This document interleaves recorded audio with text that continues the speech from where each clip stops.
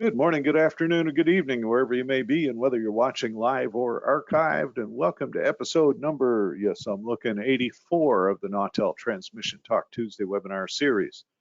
Today, it's you're stuck with me. We're talking about grounding, but we should have some fun with it. We did get a lot of advanced questions, so I'll post those up here in a little bit, and we'll hit them as well, just to make sure nobody gets left out.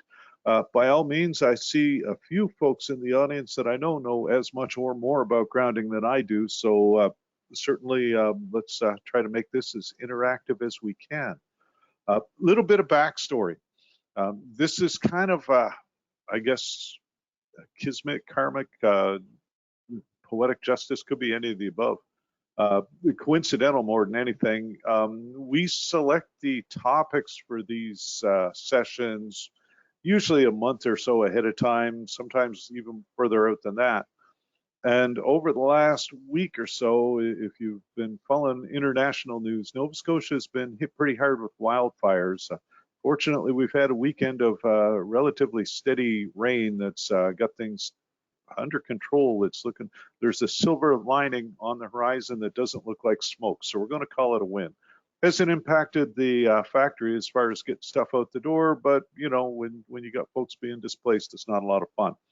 Anyway, the reason I brought that up is because we had that happening last week, or yeah, over the past week. The week before that, I was talking on last Thursday, talking on Barrie, Michigan's BDR lunch session, and we were talking about disaster recovery because, of course, the fires were top of my mind. So grounding seems like a good sort of tie into all of that as a means of let's try to prevent the disasters before they happen in some extent. And as Marco mentions in the comments, it is my favorite topic to talk about next to ferrites, which are associated, and we'll talk about them too because, hey, it's me and I can. So mandatory housekeeping. If you're new to one of these sessions, absolutely we do encourage interaction. There's a place for you to type your questions, comments, criticisms, concerns, sarcasm. You can see if you can get a smirk out of me on screen. I'm perfectly willing to play that game. One or two of our guys make it a point to see if they can do that. So, you know, absolutely. But type it into the little question area on your control panel, hit the send button, it'll pop up on my screen, and we'll absolutely bring it into the conversation one way or another. If you're an SPE member, Nautel webinars do qualify for a half of a recertification credit under Category I of the research schedule. So whether you scrawl this stuff on an envelope or put it in a notepad or a spreadsheet or whatever, take note that you were here today and absolutely use it for your research. Also, if you have a microphone and are not shy, there's a little hand wavy icon there near where the control panel says audio setup. Feel free to click on that. It'll show up on my screen and I will unmute you and make you part of the conversation. We'll have some fun. Marco's mentioning the wildfires in Alberta. Yeah, it's been dry all across the country. And then, as I say, this weekend here in the East Coast, it's been nothing but steady rain and just a nice heavy soaking one. So we're going to call that a win. But I mentioned we're going to talk about ferrites. We'll talk a lot about grounding. We'll talk a little bit about both new and existing sites. One of the advanced questions was a suggestion to reference studios too, and that's a really good point because studio grounding and RF facility grounding, whether it's AM, FM, TV, cell site, whatever, but transmitter site grounding, they're similar but a little bit different. So we'll hit that. And we'll absolutely touch on that stuff as well. So here were the advanced questions we saw. And I'm going to hit a few of them right now just before we get into this, and we'll be able to tie them in as we go along. But this way, if I forget, then it's already been covered at least a little bit. By the way, this one of the questions was, and I didn't bother putting it up because it wasn't relevant to grounding specifically, but the question was, will this be recorded for posterity? And the short answer is yes, as long as Ed hit the button. And so far, his track record's been pretty good. Usually if we miss a recording, it's because Ed was out and I was left in charge of hitting the button, and I should never be left in charge of anything. Anyway, so it will be recorded. It'll be on the website. And by the way, that's a shout out to Mr. Disembodied Voice, Ed Sylvester, who makes all the magic happen. And I'm just the monkey in front of the microphone. So, Ed, well, thank you very much, Jeff. And I can confirm that the button has been pressed. So this is getting recorded. Thank you. You're very welcome. So the first question was tips for simple measurements between ground points, like racks to cabinets and to rods outside. The short answer is, I mean, you can get ground measurement kits. You can, in some cases, do a resistance check, remembering that in a lightning strike, we're dealing with a lot of components. And I think I probably forgot to put my graphic of the anatomy of a lightning strike up there. However, the bulk of the energy, according to the folks smarter than me, is typically in the 10 kilohertz range, so audio range. So relative to RF, I mean, there are some RF components, don't get me wrong, but the vast majority of the energy is going to be in the DC to audio. So that's the area where we want to really kind of focus. Having said that, we are not going to ignore that other stuff, because 10% of 100,000 amp strike is still a whole lot of current. All right, so we will talk about that a little bit. There are actual ground resistance measuring tools. I know Fluke has them, AEMC. If you Google ground resistance tester, you'll find a bunch of them. They all follow the same similar principles. You put two probes in the earth X number of feet or meters apart and measure the resistance between them. So it's a pretty simple concept. Everything's simple when you have the tools and the gear to do it. Now, if you're asking for a cheap way to do these measurements, that's less of an option. Even the cheapest one for ground resistance testing is going to run you a couple of $100. But you know, a couple of $100 to a couple of thousand for the top end units relative to spectrum analyzers, that's not too terrible.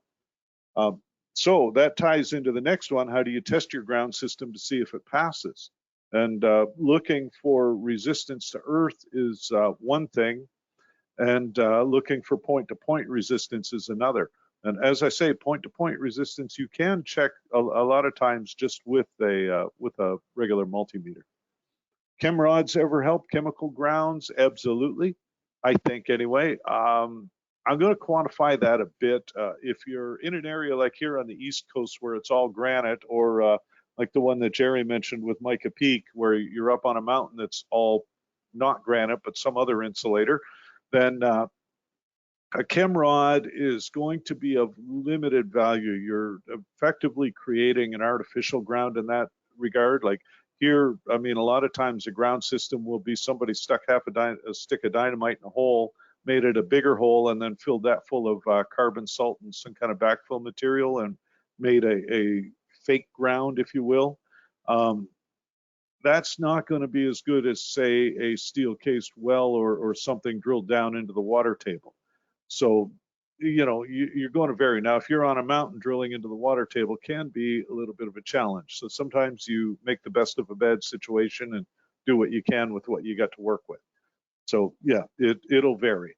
And that's one of the things that I was telling somebody earlier today in a conversation, that is a theme that I run into a lot, is situational. Somebody was asking how, in that case, they were asking about doing an HD install. And I said, well, it'll depend on this, and that. And yeah, everything, you know, will depend a lot on your specific conditions. Lightning protectors that can go on the output of a tower lighting controller box feeding the lights. For that one, that depends on what we're trying to accomplish. If we're trying to protect the controller from stuff getting induced onto the wires coming down, then yeah, I mean, you could put MOVs on there, would be arguably one of the best bets.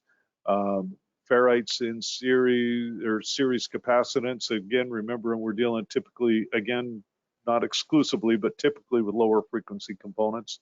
So some options like that. That's one of the reasons like Austin rings and tower lighting chokes that you see on AM help a lot. Let's see, studio grounding. So the big tie between studio grounding and RF grounding, I mean, the concept doesn't change. The difference is that with a studio facility, your facility ground isn't also an RF ground, so you will tend to get less hassle from an electrical inspector when you try to tie that to the AC panel ground. And those do need to be tied together. Article 250.4, I think, of the NEC has reflected that since about 2010. Now, here's another caveat, especially for the folks in the US, but worldwide. Local codes typically supersede national electric codes. So if you've got a local code, and I was in Louisiana last month or last week. Wow, time flies when you're having fun. But when I was in Louisiana, somebody was referencing, actually, sorry, Alabama, somebody was referencing the different counties even within Alabama will follow different renditions or different versions of the NEC. So the code that this county follows may not be the code that that county follows, and either or both of them may be the one that references where facility and RF grounds need to be tied together. So sometimes you need to be a little creative on this stuff. Hear a lot of stories about where the facility ground and the RF ground got tied together, or the facility ground and the electrical ground get tied together after the inspector left the building. All right, questions coming in. Curtis mentions make the best of a bad situation. That's the engineering mantra. And we'll talk about that a lot because if you inherit a site, you don't necessarily know what was done for grounding. Or if you've got a site that's evolved over the years as transmitters get added and removed, or studios where new gear gets put in and taken out, then the grounding can be very much fluid, I guess. And so, yeah, I mean, how do you decide whether you can fix what you've got or you're trying to rip it all out and start over? So absolutely. Ray mentions that Amazon has a ground resistance kit, testing kit for only $80 and wants to know if anybody's used it.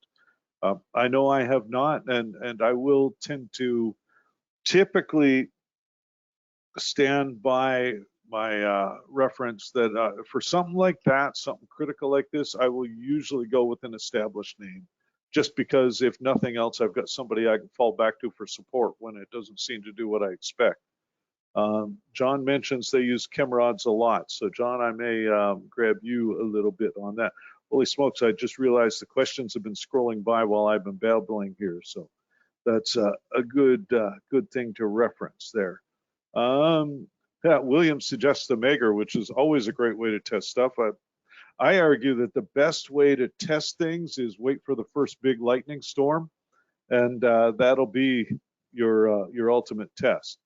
Let's see, subject to short and straight. Joe mentions that many cell installers do so much that violates that, and we will hit that very, very much because that.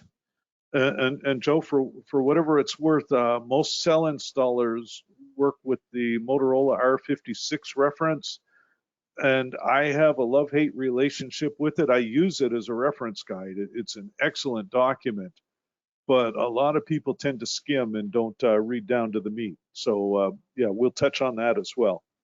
Let's see. Dan says the ultimate test in the grounding system is definitely a micro ohm meter, which can push lots of amps, but they cost several $1,000s and shouldn't be used with equipment attached. I mean, depends how badly do you need new equipment. So it's all again, making the best of a bad situation. Hey boss, we're testing our ground system and blew up this 20-year-old whatever, time to get a new one. Anyway. And last question in the advance was, what do I do with a telecom shack with a ceiling ring wire? And this again comes back to that's a Halo system, and it's an R56 standard, and we will touch that very much because I do, as I said, have a love-hate relationship. I've got specific opinions on how those should be treated, but again, I've not done a massive amount of research, so it is just an opinion. And keep that in mind. Other thing that we talk about a lot, and this is a big thing when you're talking to an electrical guy, there's grounding and there's bonding. Grounding is where you attach the connectors, the conductors, and bonding is how you attach them. And that's important. And what you're looking at in the picture is a CAD weld mold that I grabbed off of Amazon. So absolutely, again, you can get CAD weld molds on Amazon. Think about this, folks. This is a controlled explosion. We're blowing something up on purpose. I mean, what's not to love about that? The caveat to a CAD weld mold is that they are very specific based on the things you are bonding. You can get molds for strap. They tend to get pretty pricey, and there's a lot more finesse required. Most common are the 2-gauge wire to the 5/16 inch ground rod type molds. So again, there are times I would take a CAD weld over a compression connection every single day of the week. And in case nobody's ever heard it before, I don't like compression connections. So again, grounding is where you connect. Bonding is how you connect. And on the bonding aspect, I prefer an exothermic connection whenever you can do it. You know, and by exothermic, I mean like a CAD weld, silver solder. So you do both a mechanical and an electrical bond. That way, when or if one or the other fails, you've still got something holding you together. Marco mentions a good point that copper thieves will steal your ground ring around your transmitter building, and ground wire, as a rule, should be kept, I guess, invisible. If it's out of sight, out of mind, so to speak. Now, I mean, copper thieves are starting to catch on that those big, tall lightning rods sticking up in the sky that make them so easy to see typically have a lot of cable and copper attached to them. So, you know, anything you can do to devalue that is going to help. Now, I mean, I've seen a meth head wreck up a $50,000 air conditioner for $20,000 or $20 worth of copper from the compressor coils. So, you know, it's all going to be limited benefit. But yeah, that's another thing. Security factors into this. So this would be, getting back to Kevin's comment about the studios, this would be an example of one thing that you could do in a studio facility. And I call it a tree, but it's just a bunch of single point grounds, which seems kind of counterintuitive. But each room has a ground reference point, whether it's under the console in the primary desk, or whether it's on the wall, wherever it may be, depending on, again, situational, depending on your facility. Then each room will tie together to a reference ground point, whether it's in your TOC or your engineering room or your electrical room, whatever's convenient. So each room has a ground. Each of those grounds ties together to the facility ground, and that ties to the electrical ground with a surge protector at the panel. And that's the short, sweet, and stupid way of putting it. Now, if you've got a site or a studio that already exists, checking that can be a very interesting challenge. Sometimes you can tone out some of the wiring. Sometimes you can use ohming or the resistance checking to measure it. Other times you might be able to follow it, and sometimes you're just going by guessing by golly. So again, situational. But this is also a good way to do the layout if you're in a shared transmitter site. So if you've got a multi-station site with each room has their own ground point, and then you need to go back to a reference ground. Where the other thing to factor into this is if you're in a high-rise facility, for example, Empire, IDS, Willis Tower, Sears Tower. Yes, I said it out loud, but whatever. The grounding principles will be the same. You'll have a reference ground for that room. Typically, depending on how the building is constructed, there will either be a specific down lead connecting all the rooms, again, like this tree, or they'll be tied to the building frame, which is sort of kind of like the tree, but a little different. And again, situational, it will vary from one to the next. The good thing is, because as a rule, transmitter sites and high rises tend to be as far from Earth as they are from the tower, if not further. They tend not to be as subject to lightning damage. And I'm kind of hesitating over that, because as soon as I say that, somebody's going to pop into the questions and prove me wrong. So, absolutely, you still need to follow good grounding principles, but you can get away with a little more in a high rise than you can when you're sitting on the earth and right behind the lightning rod. So that's just something else to be aware of. And that comes back to something that I preach a lot. I've had guys I'll give you an example, locally here, who have invested hundreds and tens of thousands of dollars in grounding to protect a $10,000 transmitter. And it's like, that's a big investment for an area that gets maybe 1 or 2 strikes per square kilometer a year. Now, if I were in Florida or Louisiana, Alabama, down in the South, where the lightning incidence per square kilometer or square mile tends to be a lot more intense, or even in some of the areas in the upper Midwest, then yeah, I would probably invest a whole lot more in lightning protection and grounding. Like, once again, like I said, you'll hear this word a lot over the next 45 minutes or so, but situational. So, make the call based on what you're trying to protect and where you're going to protect it. This is another thing that I like to see a lot is coax cables. These are sample lines coming back from a AMDA, and each coax shield is connected to a ground bus. Now, I am not a fan of having cables with extra length in them, short straight runs whenever you can. And the reason for that is, whether we're looking at low frequencies or high frequencies, higher frequencies, the more you add, the more inductance you add, which means a higher impedance. Lower frequencies, well, when you've got X number of ohms per foot for wire resistance, the more inches of wire you've got, the more resistance you've got. So again, short and straight wherever you can. On the compression connections, again, as I said, sometimes they're a necessary evil. If you've got a bulkhead panel, you're going to have a compression connection, whether it's a lug bolted on or a wire in a lug or whatever. There's going to be something like that. You're not going to CAD weld to a bulkhead. So, do what you can. Use a suitable antioxidant. And I can't remember who it was called me out on it, but I used to always say, use Nolox. And it's like, Nolox literally means no aluminum oxide. So don't use Nolox on a copper bus bar, but use the appropriate antioxidant for copper. So again, a little bit of research into the materials you're bonding.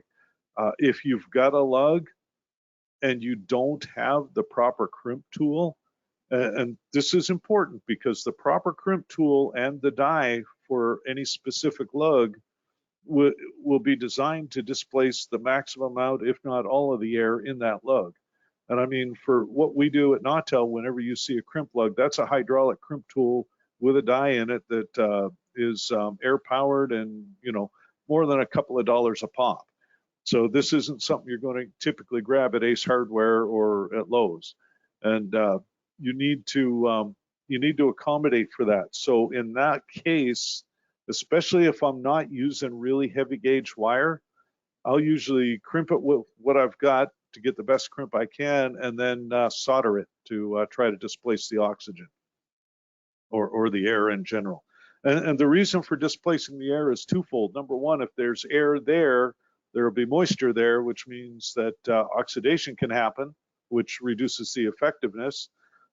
Number two, if there's air there, because copper is malleable and deforms to displace air, then copper under pressure will, then it will deform and become loose. And you see that a lot where sites where you've got like a 2-gauge stranded copper wire going into one of those little ground bolt connections to the ground rod. And over a course of a couple of months even, that copper wire can deform enough to work quite loose within that connection. So yeah, as I said, exothermic connections when at all possible, whether you're soldering the wire into a lug because you got to attach to a bulkhead, or whether you're brazing the ground strap onto the ground rod directly, or using a cadwell to tie a wire to a rod. So, change it up as you need to, but absolutely understand that an exothermic connection will trump a mechanical connection any single day. All right, more bus bar pictures. One of the other things that I prefer is the picture on the right shows a good example, double nutted lugs. So 2 bolts per lug. You get a lot better connection if something does tend to work loose. Remember the lock washers. Remember also typically that we'll have a zinc plated bolt with a stainless steel washer with a tinned copper lug and a copper bus bar. We got a lot of dissimilar materials here. So paying attention to both the material composition for galvanic corrosion and oxidation properties and whatever antioxidant you need to make sure that you don't have a lot of crud getting in there. Those things are all going to be kind of important. So, it's not a matter of just grabbing a stainless bolt out of a toolbox and slapping it all together and calling it good. By the same token, if you've got to run a copper strap to a bus bar, ideally, I prefer it if you can get some copper bar, drill the holes in that, and use it as almost like a clamping bar over top of the copper strap. That'll give you more surface area and a better connection than just the 2 bolts that you see in the left-hand picture. So, pay attention to that. By the same token, the left end, all the ground wires you see in this picture go into conduits. Now, what is a conduit? A conduit is a big chunk of steel or a ferrous material, which means that you just wrapped a ferrite around there and made an inductor. So any higher frequency components automatically are going to see that as a source of resistance, which means that they're going to look for alternate path to ground, which may or may not be the equipment. So when at all possible, now if you're in a high rise, sometimes the building code for that building requires any exposed wire to be in a conduit. If that's the case and it's a ground wire we're talking about, try to use a PVC conduit if you can. You can get, I am told, conduit nipples that will allow you to make the wire, attach the wire literally to the conduit, make the conduit part of the ground system. So there are options, but and you'll notice that every one of those wires has a loop on it. So we've added length, we've added inductance. Don't do that. Short straight runs, again, whenever possible. So that's another thing that I see a lot. The joke I make is that you don't need a drip loop indoors, and if you do need a drip loop indoors, you got a bigger problem to deal with than your grounding. All right, so yeah, keep the wires as short and straight as you possibly can. This is another site we ran into in it's been quite a few years ago, and another example of a ground wire in a conduit. Conduit bolted to the chassis, which one of the things that we've always paid a lot of attention to at Nautel is single point grounding within the equipment as well as in the site. So most of our gear, especially the bigger boxes, the little ones less so, because the cabinet's small enough that we just everything gets tied to the ground point, but the whole chassis is basically a ground point. When you get to the big freestanding gear, the output connector is the primary reference ground. And you've got a ground contact, a ground point at the bottom. And if you look, it's an insulated stud. The stud is, you've got Teflon insulators to keep it from touching chassis. And if you look inside the transmitter, you'll see that the inside of that stud is connected to a couple of 2-gauge insulated wires that go directly up to the transmitter output connector, the primary ground point. So general rule of thumb, and this doesn't get mentioned a lot, and it's not in this document anywhere, so you're going to have to listen right here. But general rule of thumb: cable high, cable low, ground row. So if your AC cabling and your RF cabling are coming in at ceiling height, your ground should be running on the ceiling too. And that's kind of counterintuitive, but that comes back to the concept that we have everything at the same point as much as we possibly can. And now if you have to run the ground strap low because that's where it happens to be, again, when you hit the back of the transmitter, first thing that's going to happen, it hits that insulated stud and goes up to the output connector anyway. So we do get you there. It's just a longer path. And that's the whole kind of concept there. Let's see. So we've got the ground wire in the conduit, got the conduit bolted to the transmitter. That ground strap that you see going to the insulated ground stud, where you can see the heat marks, goes directly to the tower. What was missed in this one was a ground rod. Think about that for a second. Lightning hits the tower, all that energy is heading down the tower. The only place it had to go in this case was over to the transmitter. Now the connection to the ground point to the surge protector is through a relatively small gauge wire. I think it's a 2 or 4 gauge wire through a conduit over to the surge box. And we discovered later that that wasn't grounded all that well either. We'll touch that shortly. But or it can go through all the switch and power supplies and dissipate out on the millions of miles of wire that the power company provides on the AC lines. You can guess which it chose. These folks were losing quite a few switching supplies. I mean, at least one every lightning storm. And that gets expensive really fast. So we ended up, we put a ground rod out at where the ground strap at the base of the tower, between the tower and the building were only 6-8 feet apart. So put a ground rod out there, tied that around to the electrical ground, and removed this black ground wire in the conduit. So the surge protector was tied to the electrical ground, tied to the RF ground, and then the transmitter connected directly to the surge protector instead of connecting it directly to the antenna. So we cleaned it up quite a bit, and I'm pleased to announce that their failure rate went down significantly. Can't stop them all, but usually we can come up with ideas to help. One of the biggest, like I said, tying the electrical and the RF ground together is huge. And that's important because this is where the surge protector was grounded. And they figured it was a ground rod. Well, what it was the J-bolt holding the building to the concrete pad. So while it had some resistance to ground, it didn't have nearly enough. And that's a situation where we ended up putting a proper ground outside and tying everything to that. There was a ground rod outside, but it was way too short and driven at an angle, so it didn't penetrate hardly into the soil at all. Again, you can usually, best advice I ever got on this was start at the tower. Imagine that you're a lightning strike with a whole lot of energy looking for places to dissipate. And your choices are earth and AC, because those are the places where you've got enough ground reference to dissipate. So how do you get from one to the other? And as you walk back from the tower toward the AC lines, look for paths. And a lot of cases, if the only path goes through the equipment, that's typically a bad and expensive thing. Okay. By the same token, like Marco said, if the ground strap ends 3 inches out of the building because somebody hacked it off and stole it, that's probably not going to provide you with a whole lot of protection in a lightning strike. So it does lead to the argument for a fairly regular maintenance visit. Just go out and do a physical inspection. I mean, look for the copper, look for the ball gaps, look for anything untoward, if you will. And that's an argument that I've made forever.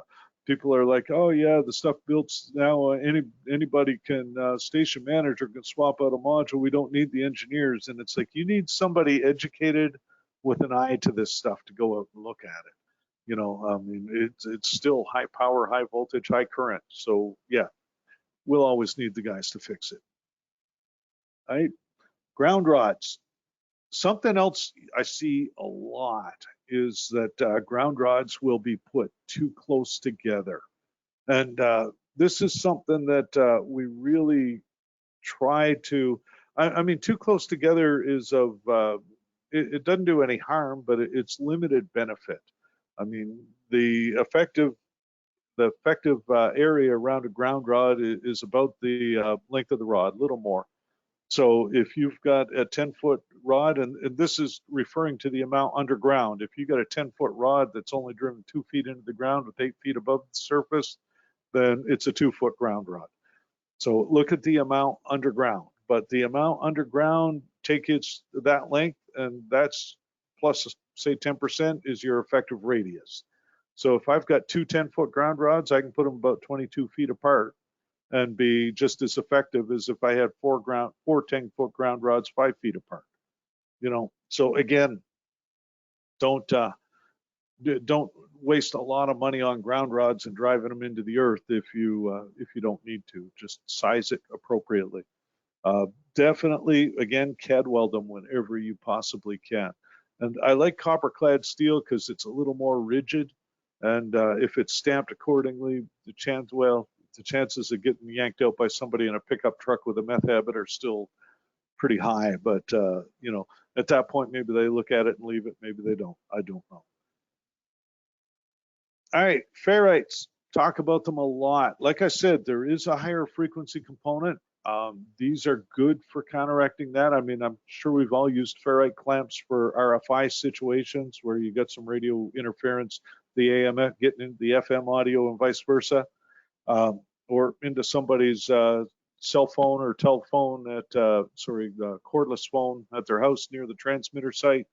So, ferrites are great for getting rid of that kind of noise, but they're also good for common mode signals like a lightning surge with a high frequency component, where you've got the feed and the return going through the wire and or through the ferrite, and if the current through each is equal, the ferrite's just an inert lump of carbon and iron filings and epoxy and a few other things.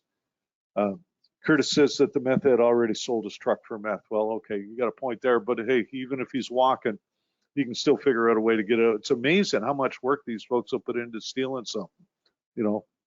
Put that much work into getting an honest day's work, they probably make more with less risk, but that's a whole different argument. Anyway, so when you get an imbalance, when the current on the feed is not equal to the current on the return, that's when your ferrite will saturate, and number one, it will attempt to induce an equal current into the opposing feed, so that the net difference stays the same.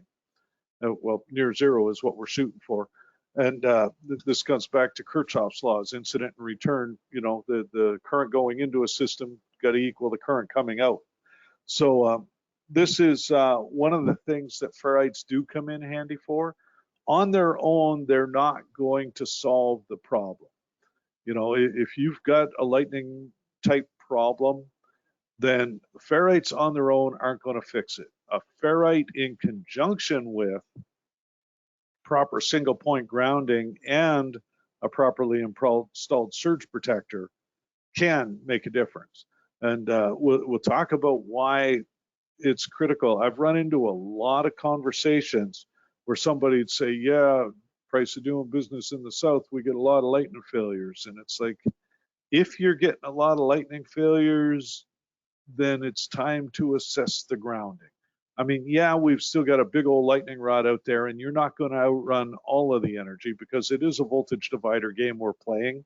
So there will be some energy going through the gear, but we can typically minimize that damage with careful grounding and a good surge protector. Best grounding in the world won't do you a whole lot of good without a surge protector, and we'll talk to that in a little bit. Okay, so where do you put the ferrites? Anywhere where you got a feed and return: coax cables, AC wires, audio cables, STL feeds, remote control wiring. Like I say, there's a feed and there's a return, I want a ferrite on it. We provide a bunch with our gear, a company called Amidon, AMIDON, where you can order them pretty cheap as well. People ask what cutoff frequency, and I tell you the lowest one you can get. Remembering that we're using them as common mode rejection, where we have a feed and return. We're not just wrapping a wire through it and making an inductor. So when I'm running the feed and the return, then I want the lowest saturation frequency I can possibly get. And that will tend to attenuate more of the nasty stuff coming in from the outside world. Now, if you've got, as this thing noted or mentions, as the slide mentions, a balanced supply where you've got a plus and a minus but no ground reference, then on the AC side, you're going to tend to want to make that inductor. And at that point, you do need to look at the frequency composition or the ferrite composition relative to your operating frequency a little more carefully. So, you know, again, situational. It's going to vary from one to the next. Now, I mentioned surge protectors, and I don't really care whether you use ours. Well, we don't build them anymore. We outsource to Raycap and Mersen. Or there's LEA, Transtector, Polyphaser, Control Concepts. I can't remember. There's a whole bunch of other ones. What I do like to see with surge protectors, number one, I want to see a ground point, a ground connection point. Not like a 14 gauge pigtail. Again, we're dealing with a lot of current with some high frequency component. So short, straight, but also the bigger diameter I can get, the happier I'll be. Because again, the high frequency component, the surface area or the skin effect comes into play. So better the surface area, the better our odds. By the same token, if we're looking at the DC component, the bigger the gauge, the better the odds. So having a ground point on the surge box is really kind of important. The ones with the pigtails, they're acceptable, but they're not the ideal. So, and again, I don't care whose brand you use. I just like to see something with some fairly heavy wire on it. MOV type by all means, because the MOV will pass. And an MOV is a finite, it's a metal oxide varistor, a finite decay, finite decay device. That's a lot of big words for a small brain.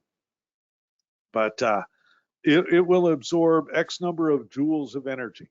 And that's usually printed on the spec on the device. So say we got 5,000 joules and it absorbs 1,000 joules this strike, 1,500 that strike, 2,500 that strike. Next time we hit our 1,000 joule point, we're done. Well, depending on our rating again. And I spoke too fast and missed my math. Somebody will play back the recording and send me an email to correct me. But once they hit their rating, whatever that may be, cumulative decay device, that was the phrase I was looking before. But once they hit their rating, and it won't necessarily happen all in one strike, it could be several strikes leading up to it. Once it hits that rating, it's going to fail. 100% of the time, an MOV will fail short circuit.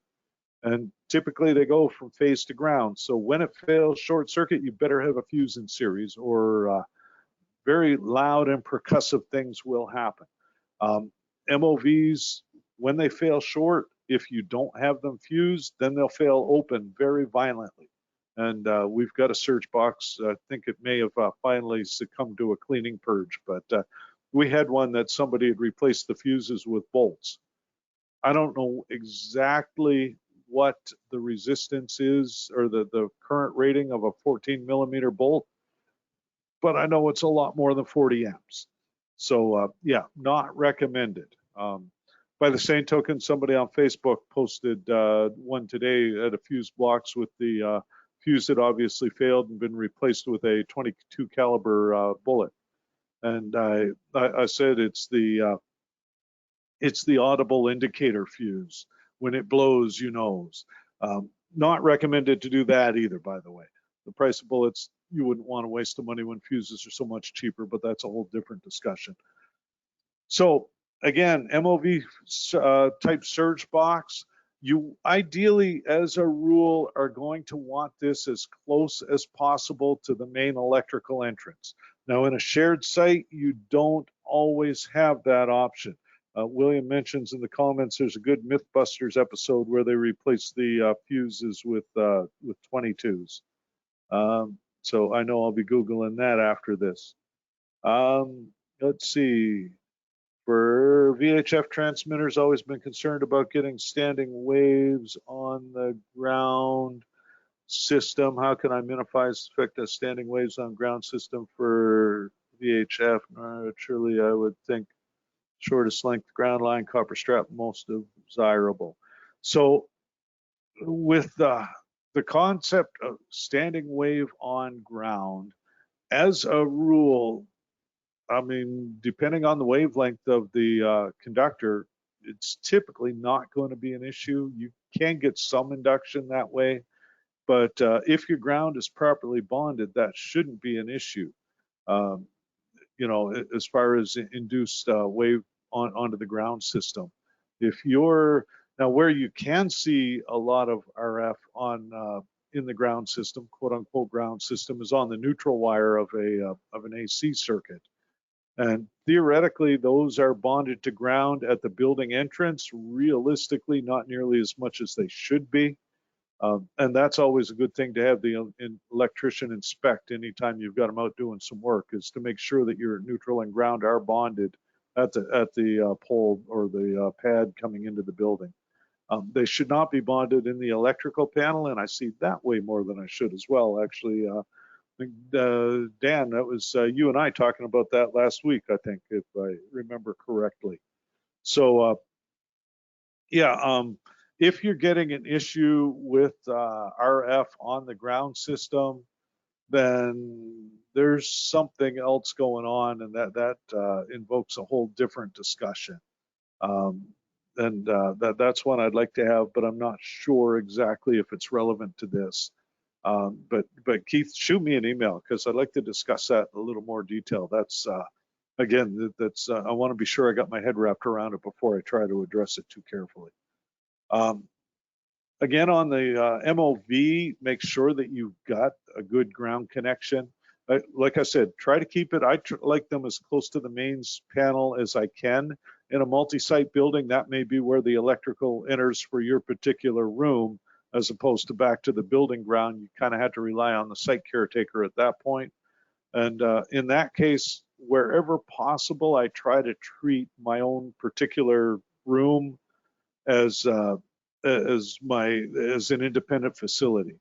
Now, where it's not possible, and I've run into this once or twice at some of the bigger managed facilities, and I won't mention any names, but I've run into a few where copper thieves have made away with the down leads for they've got a bulkhead ground panel, so all the coaxes coming into the building are dutifully grounded, and then they're down leads to the ground rods for the facility ground.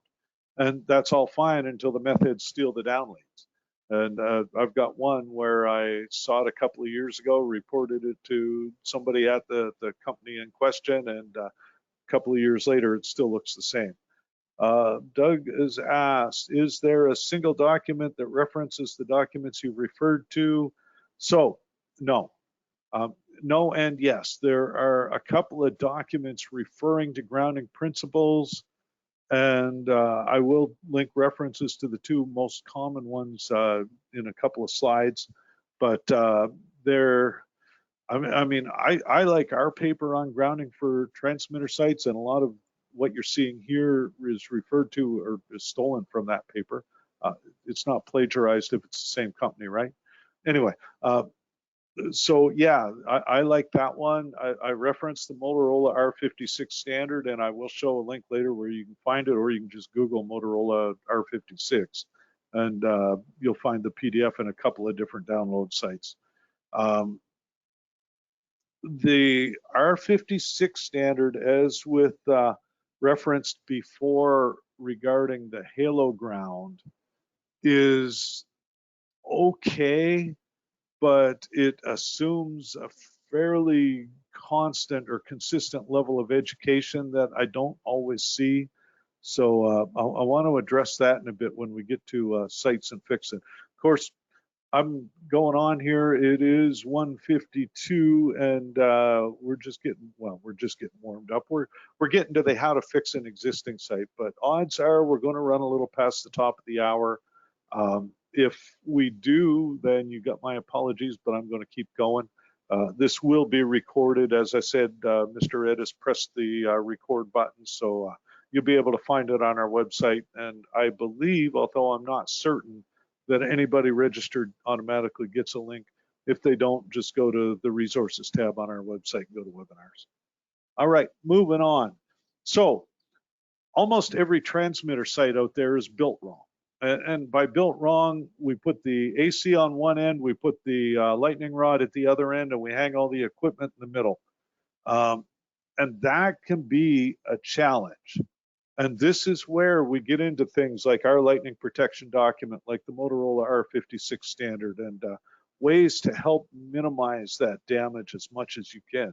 That damage that, again, site on one or power on one end, the ground rod on the other end. The other thing to think of, and again, this is something that I make this argument a fair bit. If you've got a finite resistance per foot in your ground system, which you do because Earth has a resistance, then once you get away from the copper, and once all that surge energy hits that ground point or the base of the tower, then you're going to see a voltage develop because you've got a resistance. You have to. If that resistance is high enough, you'll get enough voltage developing there that the AC lines look like a lower potential. And at that point, the energy is going to try to dissipate out on the AC lines, as I mentioned before, tangentially. And this is where a surge protector is so critical, because the surge protector is bidirectional. The MOVs don't care whether the energy is coming from ground and going out on the AC lines, or whether the energy is coming from the AC lines and heading to ground. All they know is that their rating, if their voltage rating is exceeded, they're going to clamp and pass that energy until, as I said before, they hit their joule limit, and then they're going to explode. So that is something very, very important to remember. And the reason it's so important, because all the grounding in the world without that surge protector isn't going to do you any good if you get a stripe big enough to create an impedance higher than the AC power line. Let's see. Yep. So Bill's mentioning that Warren had said something similar about keeping AC supply and RF close to each other. And this comes back to what I was talking about earlier. So out at the tower and into the building, we've got our ground point established. Power company, when they run the power into the building, into the main panel, will establish a ground point. In that mythical perfect world, I said something that sounded too much like Alexa. In that mythical perfect world, those two things are going to be tied together. Because when they're tied together, number one, we've got a common reference. And this is why, as I said, NEC was rewritten. Well, as part of the 2010 rewrite, this was included, that facility ground and AC ground must be bonded together.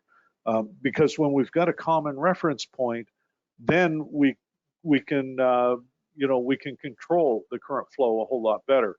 You got two different grounds and they're not physically tied together, then you're relying on the resistance earth between them, which could be a couple of ohms per foot, could be a couple of hundred ohms per foot, depending on whether you're here at sea level or, as Jerry mentioned in the advanced questions, up on Mica Mountain, Mica Peak. So very much the more you can do this with copper in the ground, the better.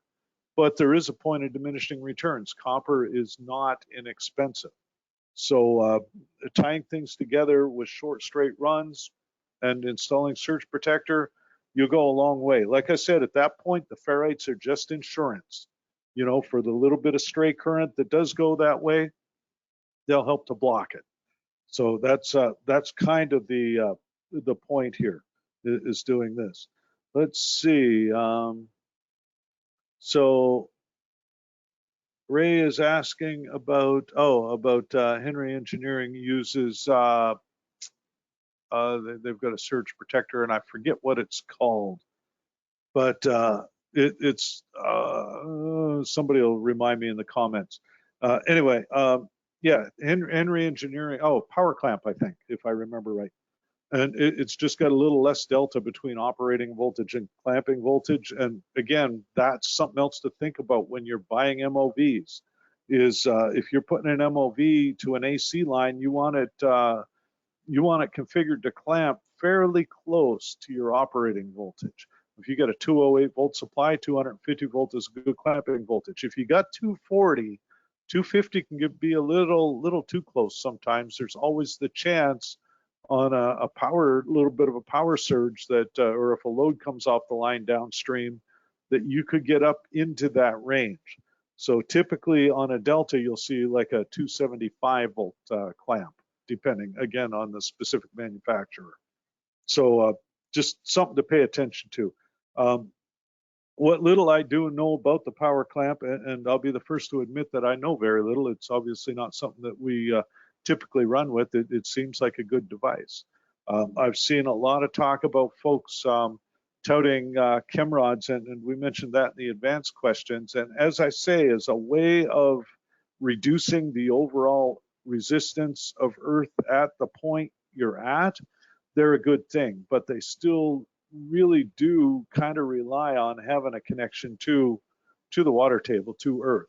Or on a mountaintop site, you're basically creating a lower resistance common point that ties all this stuff together. But at that point, you're relying on the wired in AC ground. So yeah, it's and if you're on a generator site, all bets are off. But at that point, you don't have the AC for everything to go to dissipate, so it's less an issue anyway. Again, situational. So this is the kind of thing that we need to pay attention to a lot more, is getting from the typical to the ideal. And there are a lot of things you can do to achieve that. Like I said, it's harder if you have an existing site where transmitters have been added and removed over the years, and things have been modified, changed, and nobody knows where any of the cables go anymore. And at some point, it's almost beneficial just to rip it all out and start again. I've showed the picture before. Andy Lowe sent me back in his previous career, where he was clearing out a studio and discovered that everything in the studio, every electrical panel, every electrical box rather in the studio, all came back to one yellow IEC plug that connected to a single wall outlet. So they had a single 15 amp outlet running the entire studio through this glorious daisy chain of power bars and junction boxes and various other things. Ray mentions, oh, that's a good point. Gas discharge surge protectors versus Ray. I am going to, if you've got a microphone, if you don't have a microphone, let me know in the comments. But if you do have a microphone and are in a position to talk, I'm going to unmute you and chat about this for a couple of seconds. Let's see. So you're unmuted. Can you hear me now? Yeah, I can hear you fine, Jeff. Good discussion. And yeah, this is important because the worst feeling in the world is to have a lightning strike, which we've had, and have to repair a lot of stuff. But I've done stations with both ways. If you take, you could, this is mainly for lower power stations, but you could get 7/8 heliacs, make a quarter wave section, put a short on the end of it, get a T-junction, and then you basically have a short circuit for just about every frequency except your fundamental, your RF. And the advantage of that is it'll sink an awful lot of current. Yep. I know there's some components around, probably around 102 megahertz, for instance, that is going to let through.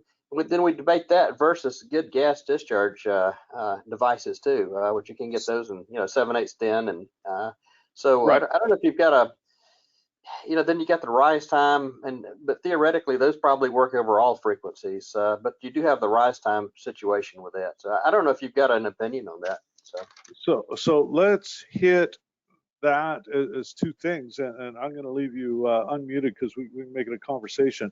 The quarter wave stub, number one, if you go to our support page under, let's see, under resources, I think, or just click the support tab, and there's like a support resources or something, but tips and tricks is an option.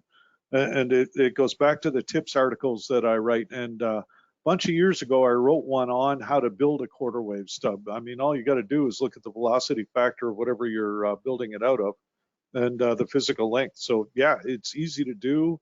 And you're right. If you ground the end where you attach the center and the shield together, then you've got an amazing low frequency path to ground.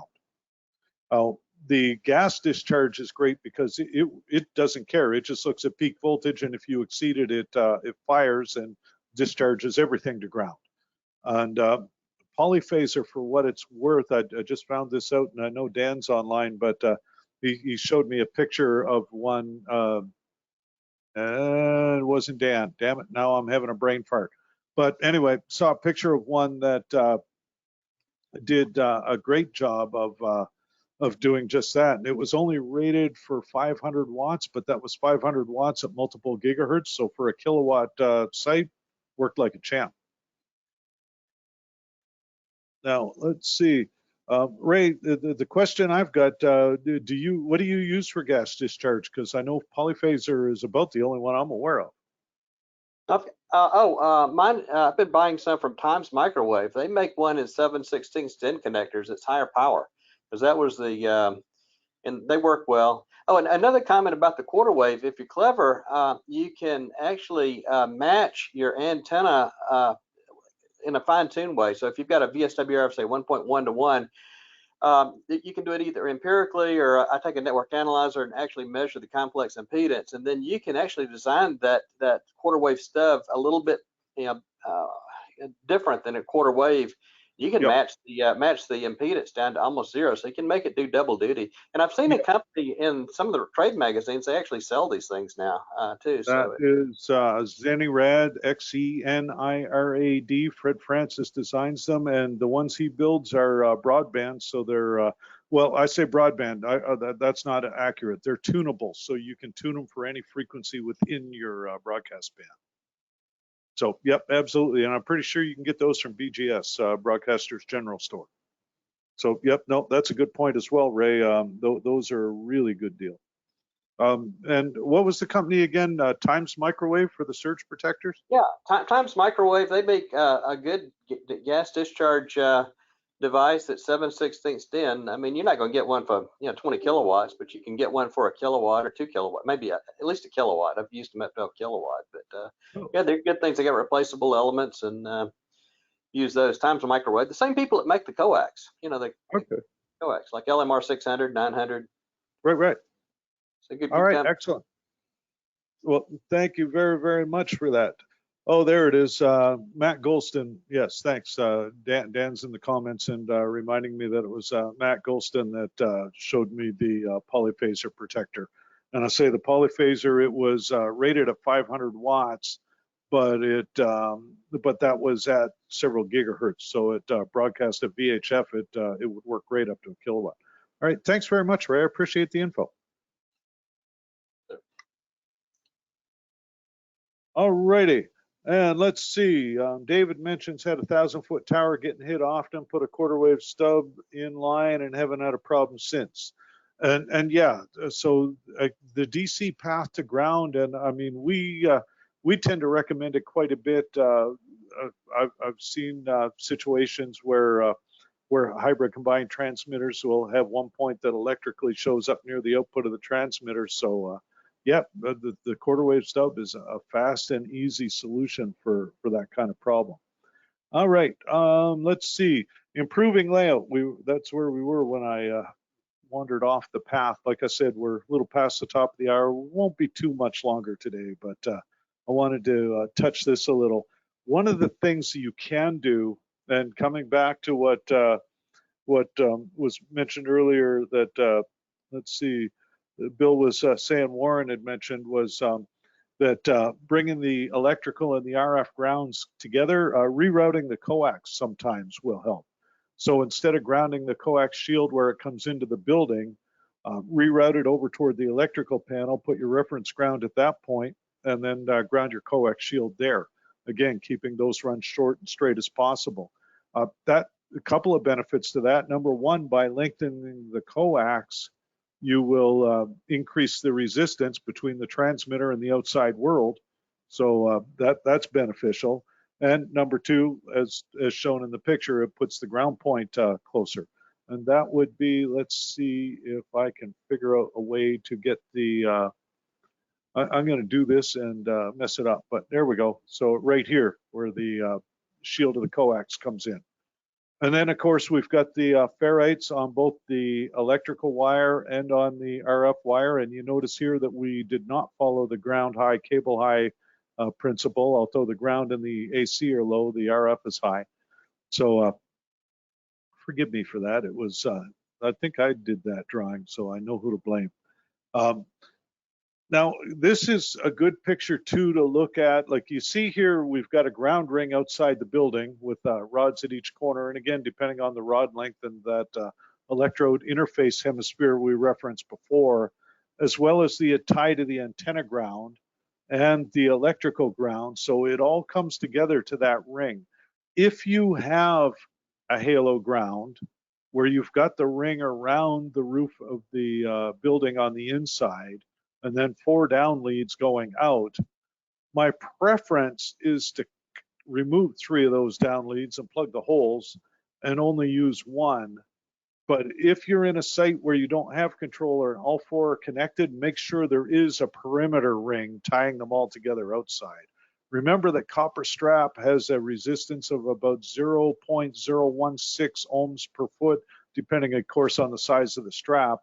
Whereas a 2-gauge wire will tend to have a resistance of about 0.16 ohms per foot, or again, depending on the size of the strap, 10 or more times as much resistance.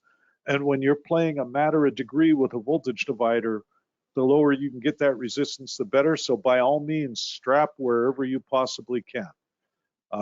I know Georgia Copper is the primary resource for strap here, and I think the folks at Technical Services Group just acquired them, but we've still got sources. All right, so this is kind of what we're looking at. Like I said, ferrites on anything with a feed and a return. Put the ferrites between the equipment you're protecting and the reference ground point, or in the AC, the electrical panel and the surge protector. So that it, let's see, kind of simplified in the previous drawing, so that it raises the effective impedance to the higher frequency components while it's giving us a nice short path. Like Ray said, a shorting stub is a really good thing. And shorting stub typically is tuned for your second harmonic, so it's a high impedance to your fundamental frequency, to your carrier. And it will give you a really good path to ground for anything getting in that close. You can be a little more flexible. I like to see it near the output of the transmitter. I know some of the support guys like to see it where the coax enters the building. As long as the end of it, where the ground and the feed and the return are tied together, as long as that is connected to your reference ground, it'll help you out regardless. Okay. Mentioned we were going to tie all the resources together. So the top link is to the resources tab on our website, the white papers. If you click on the link that says site care, you'll see a paper on things to consider when buying a transmitter, and 2 papers, one on grounding for radio transmitter stations. That goes back, that's the one we wrote in the early 80s. It's been modified a little over the years, so we don't do it on a Wang processor anymore, but it's been a really solid reference. There's another one on installation considerations, and it looks at other things as well, air handling, spark gap dimensions and spacing, all kinds of stuff like that. I talked about the Motorola R56 standard, and it comes back to what I was talking about earlier with the halo ground inside the building and the 4 down leads. And they do emphasize in the standard having a single ground point outside, so basically a ring to tie all these leads together. But what typically happens, of course, outside the building, we lose control, whether copper thieves or just because it's hard to dig and a lot more work. Then so sometimes what you'll see is they'll come out to 4 different ground rods, and now those ground rods are only tied together by the resistance of the earth between them, and that can be a challenge. So avoid that when you can. And then there is a good article on Fluke about grounding systems and testing them. So, and again, going back to the ground system testers that were referenced in the advanced questions, that's a great resource. Okay, let's see. Bob has mentioned that Fisher Custom Communications makes a lot of neat RF stuff for radio stations. FisherCC.com. And Ed, oh no, Fisher.com, Fischer. So I'm going to assume Bob double check that, but maybe I could throw that in the chat for us as we wrap it up. And Dan gave me the part number for the polyphaser is VUF50NHP-MA. So Victor, Unicorn, Frank, yep, 50, nincompoop, Hotel Papa dash Motel Alpha. And I don't know how many different Morse code standards I just butchered there, but I think I got them all. On that note, this archive, as I said, will be, this webinar will be archived as with all of our other ones, and you can find it by clicking on the resources tab on our website. Waves newsletter, YouTube channel, you'll find a lot of things there, as well as some tips from customer service, the guys that are much smarter than I am. And I've referenced Barry Michigan's BDR. He does a weekly lunch meeting Thursday afternoons. Well, noon, I guess he's in Arizona, so it could depend whether you're on Mountain Time or Pacific Time, but he keeps it constant for those of us. It's 3 p.m. Atlantic Time, 2 p.m. Eastern, 1 p.m. Central. Work your way backwards as required. But you'll get a lot of folks in and talking about different things. So it's fun. And you occasionally get to see me there too, or have to see me there, I guess. So on that note, folks, quarter after the top of the hour, Bob tells me I need an oatmeal raisin cookie from Austin. Bob, I'm coming up for the summer conference in about 2 weeks, working the MTI with Bill Hubbard. Media Training Institute, by the way, plug for anybody in the Wisconsin area. If you've got some folks that want to get an intro to RF and how to work on the Bernie things without doing the Hurdy things, then by all means, register for the MTI through the Wisconsin Broadcasters website. So we'll see some of you there. But Bob, I'm going to get that oatmeal raisin cookie from Austin. You know it. Bob Trimble does mention that the Fisher.com site that we referenced before does have gas discharge tubes. All right. So on that note, folks, I want to thank you very, very much for your time today. Say 15 minutes past. I mean, that's a lot of time to have to listen to me. So I want to thank you all for your patience.